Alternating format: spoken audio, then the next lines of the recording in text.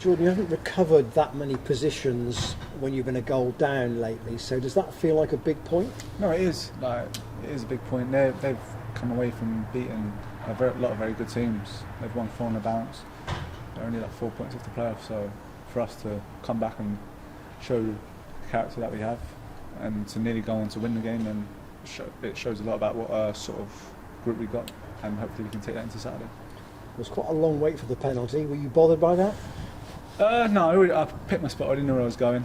So no, I was quite relaxed. I always back myself in them situations and always back my technique. So as long as I stayed calm, which I did, and put it away. The important thing, as the first half unravelled after Jones scored, was that you stayed in the game. I know Bevan made a really good block to keep you at 1-0. What was Mark's sort of stance at half time? I don't really know. I was warming up for me.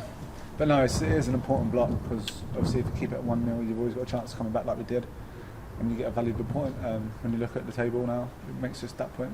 I know it's still really tight, but it takes us up 2 places, and that's a good psychological factor for everyone to look at. And obviously with the news of the takeover and things like that, so hopefully we can keep looking at the table now. Okay, so what sort of view did you have of that Fisher header that Byrne very nearly didn't reach about 15 minutes into the second half? He clawed it away right from the post. Yeah, no, it was great header from Fish, to be fair. He done well to direct it, and the keeper made a decent save, so no, yeah, it was a good header. Did you feel that there was a sense of a head of steam being built up through that second period? Yeah, there was a sense of frustration after the game for us, going in the change room, because we felt like there was more out there for us, which is always a positive. And then, like you said, we can hopefully take that momentum into Saturday and then go on from there. What have you heard about Woking this season? I mean, they're third in the table for a reason. Of course, yeah. You know, everyone knows what they're like and how they play, and they're very effective and good at it. So no, it'll be a very tough game, and hopefully we can get a few more fans in now everything's gone through, and get the place a good atmosphere building here, and hopefully do well again on Saturday. When you say effective, does that mean that they're not the prettiest from your perspective? No, it's the way each team have styles of play. Like, we didn't play pretty football today, but it's effective.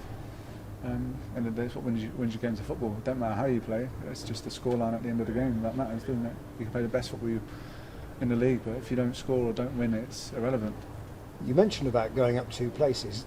Does the dotted line matter to players at this stage? There's still quite a long way to go in the season. Now, I know you don't want to be in the bottom 4, but ultimately, as long as you're not there on the last day at 5 o'clock, that's the top and bottom of it, isn't it? Yeah, we got a lot of quality in this group that we shouldn't be nowhere near where we are, and that's down to us as not performing right or getting the end product. And I take a lot of pride in that, and I'm frustrated with myself at times, and I want the team to do well.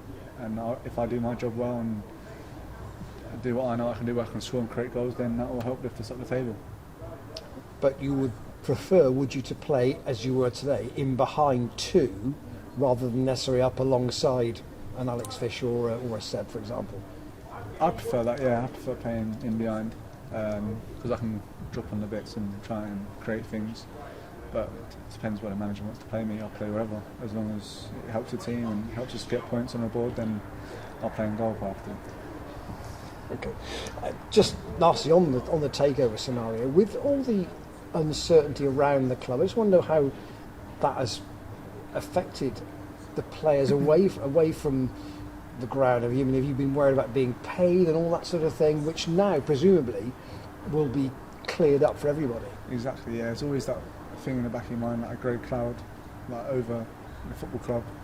As in, obviously, I don't really know the true ins and outs, but now hopefully that's a fresh start, and that can re-energise all the fans and bring more fans in through the gates, because when they get behind us like they did second half behind that goal, then it does affect the players, and it helps me a lot. So no, hopefully it has a big effect on everyone. It has a big effect on the players, and it gives us a boost as well, that 1 or 2%, knowing that the club's going in a positive way now and only going up, rather than we the unknown as such. But no, it's always a good thing. Has it felt like it's needed a galvanising moment, so to speak, and this might be it? Yeah, hopefully it is. Like you said, it's a bit of a start of something, that we can finish the season strong now. I know there's a lot of football left, but it's in a short space of time, and then weeks and games go by really quick. and I'm experienced enough to know that there's 8 weeks left, and that will go in the blink of an eye. And if you don't make the most of the moment that you're in, then it's irrelevant about how many games you've got in hand or how many games you've got left. It's about each game as it comes and trying to take as maximum points as you can each game.